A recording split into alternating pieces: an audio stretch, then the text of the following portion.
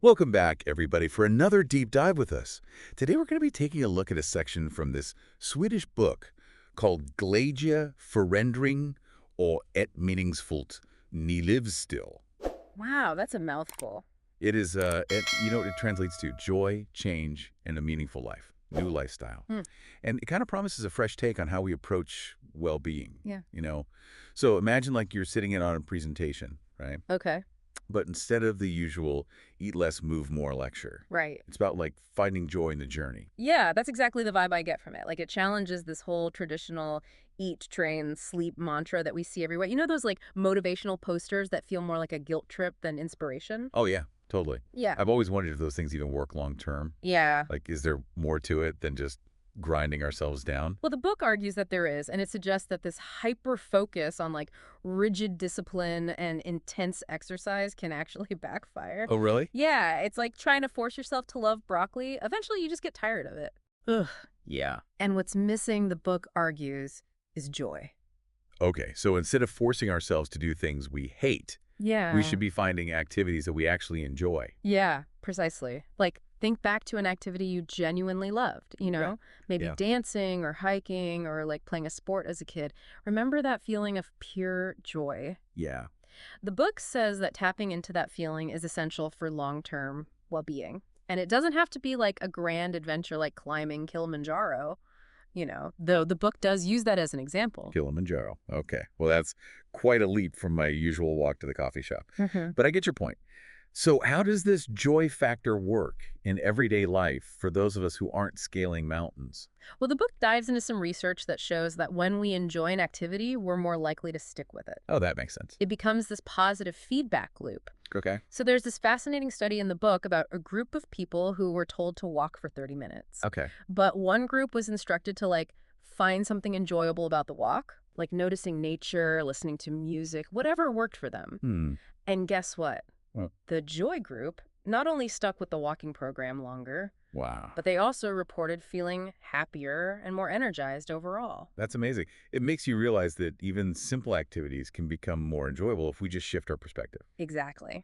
And this ties into another key point the book makes, the power of small, sustainable changes. Okay. So it uses this brilliant analogy. Imagine trying to change your entire life overnight. Oh, God.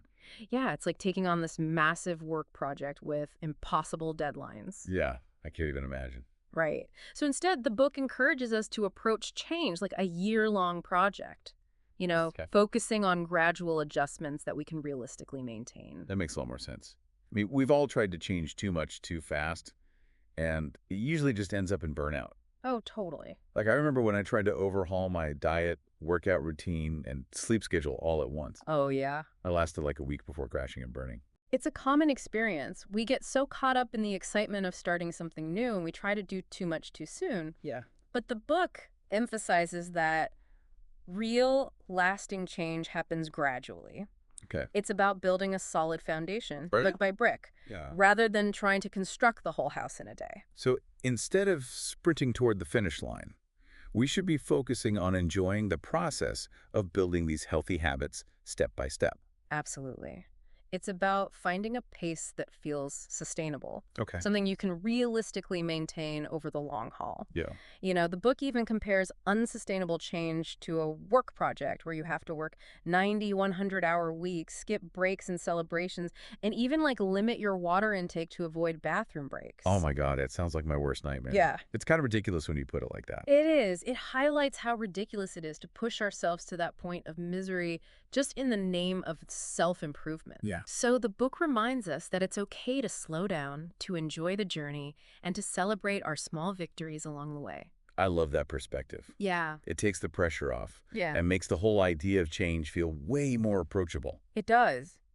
But let's be real though, even with this more gradual approach, staying motivated can be tough, right? Oh, yeah. Life gets in the way, motivation dips, and sometimes that snooze button is just too tempting. Totally. So how does the book address that? That's where finding your why comes into play. Okay. So the book argues that having a clear understanding of your motivation, a deep-seated reason for wanting to make a change, helps you stay committed. Okay. Even when those inevitable challenges arise. It's like having a compass that keeps you heading in the right direction, even when the terrain gets rough. When you know why you're doing something, it's easier to push through those moments of doubt or temptation. Exactly. It's like working on a project that you're truly passionate about. Yeah, Even when it gets tough, you just find a way to keep going because you believe in the work you're doing. exactly. It's about connecting with that deeper sense of purpose. Mm-hmm. And the book uses this beautiful image to illustrate this. Mm-hmm. It suggests that when we have a strong why, we wake up feeling energized and enthusiastic, Okay. like a child on their birthday. That's such a vivid image, and it reminds me of the importance of staying connected to our sense of wonder and excitement, Yes. even as we navigate the challenges of adulting. It's about remembering what makes us feel truly alive and letting that guide our choices. Yeah. Now, while all of this focuses on the individual journey, the book takes a fascinating turn. Okay. I'm intrigued. What's this twist? Well, it starts to explore how this idea of a meaningful life goes beyond just personal goals and achievements. Okay. It shifts the focus to the profound impact of dot community and shared experiences. Interesting. So it seems like so much of what we hear about wellness these days is focused on individual achievement. Yeah. Like biohacking, Yeah. personalized diets, Mm. that kind of thing. This sounds like a different angle. It is. The book highlights how crucial our connection with others is for a truly fulfilling life.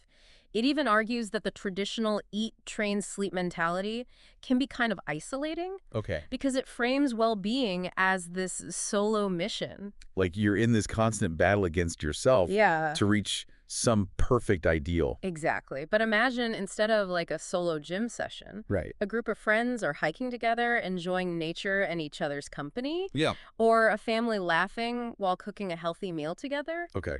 It's still about moving and making healthy choices, Mm-hmm. but the focus shifts from individual achievement to shared experience. That does sound a lot more appealing Right. and a lot more fun. It kind of ties back to that joy factor we were talking about, doesn't it? Absolutely. The book suggests that when we engage in activities with others, it naturally brings more joy into the experience. Okay. And that sense of connection and belonging is incredibly powerful for our well-being. Okay. I'm sold on the concept, but how do we actually put this into practice? Yeah. I mean, it's easy to say join a community, but finding the right one Right. and making it a part of your life can be a bit daunting. You're right. It's not a one-size-fits-all solution. And the book doesn't give a step-by-step guide, Okay. which I think is intentional. Yeah. It encourages us to be mindful and ask ourselves, Okay. what truly brings me joy? What kind of community resonates with my values and interests? So it's less about following some prescription Yeah. and more about self-discovery. Exactly. For some people, it might be a community garden. Yeah. For others, a book club or a sports league. The key is finding something that allows you to connect with others while doing something you genuinely enjoy. I'm starting to see a theme here. It's like this book is encouraging a more mindful approach to well-being. Yeah. One that's less about rigid rules and more about tuning into what truly nourishes us, both individually and in our connections with others. That's a great observation, and that brings us to another important point the book emphasizes: sustainable change. It uses a powerful analogy to illustrate why trying to change too much too quickly often backfires. It compares it to a work project, where you're expected to work 90, 100 hours a week, Oh, I know. skip breaks and celebrations, and even limit water intake to avoid bathroom breaks. Okay, that sounds awful. Who would ever sign up for that? Exactly. It highlights how unsustainable that kind of approach is. Right. The book argues that real, lasting change happens gradually, Okay. like building a solid foundation brick by brick. I like that analogy. It takes the pressure off. But Yeah. honestly, maintaining consistency, Mm-hmm. even with small changes, Yeah. can be tough. Life throws curveballs, motivation dips, Yeah. and sometimes I just want to hit snooze instead of going for that run. Yeah. How do we stay on track? That's where the why we talked about earlier becomes so important. Okay. When you have a strong, deep-seated reason for making a change, it acts like an anchor, helping you stay committed even when things get tough. It's like having a guiding star Okay. that keeps you oriented even when the path gets dark or confusing. So connecting to our why is like having this internal cheerleader. Yeah. That reminds us why we started this journey in the first place. Exactly. The book says it's like waking up feeling as excited as a kid on their birthday, Oh. ready to embrace the day and all its possibilities. I love that image. Yeah. It reminds us to approach this whole well-being thing with a sense of playfulness and curiosity Yes. rather than a feeling of obligation or dread. Precisely. It's about finding that sweet spot where effort meets enjoyment. Yeah. Now, building on this idea of finding meaning and purpose, the book takes another fascinating turn. Okay. It starts to explore the idea that a truly meaningful life extends beyond just our personal goals and even beyond our immediate community. It delves into this concept of like contributing to something larger than ourselves. Okay. I'm really interested to hear where this goes. It seems like we've gone from focusing on our own individual well-being Yeah. to recognizing the importance of community. Mm-hmm. And now we're zooming out even further. Yes, Yeah. exactly. It's like the book is saying, okay, you found joy in movement, you're building sustainable habits, you've connected with your why, and you're nurturing your relationships. Now, how can you use all of that to make a positive impact on the world? That's a big question. I think a lot of us get caught up in our day-to-day lives Yeah. and maybe don't always think about the bigger picture. It's understandable, but the book argues that finding a way to contribute to something beyond ourselves is a key ingredient in a meaningful life.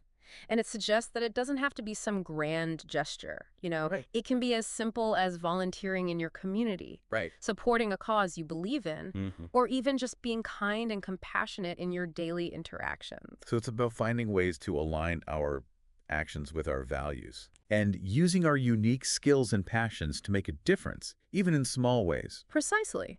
It's about recognizing that we're all interconnected and that our actions, no matter how small they may seem, can have a ripple effect. The book even suggests that when we focus on contributing to something larger than ourselves, it shifts our perspective Okay. and it helps us see our own challenges in a new light. Yeah, I can see how that would be true. When you're focused on helping others, it takes you out of your own head Hmm. and can even make your own problems feel less overwhelming. Exactly. It's like that saying, the best way to find yourself is to lose yourself in the service of others. And the book argues that this sense of purpose and connection to something bigger is incredibly fulfilling. This has been such an eye-opening conversation.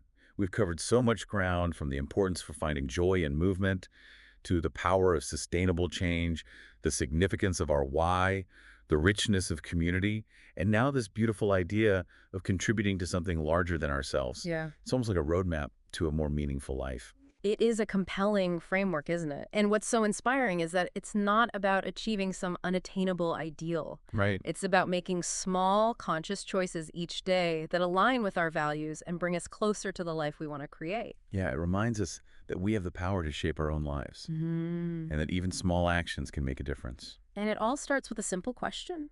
What brings you joy? What small change could you make today to move towards a more meaningful life? That's a beautiful question to ponder, and it's a perfect note to end on. To all our listeners, thank you for joining us on this deep dive into Glädje, Verandering og et meningsfullt liv. Yeah, live still. We hope this conversation has sparked some inspiration and given you some food for thought. We encourage you to keep exploring, keep growing, and keep searching for those moments of joy, connection, and meaning in your own life. Until next time, happy diving.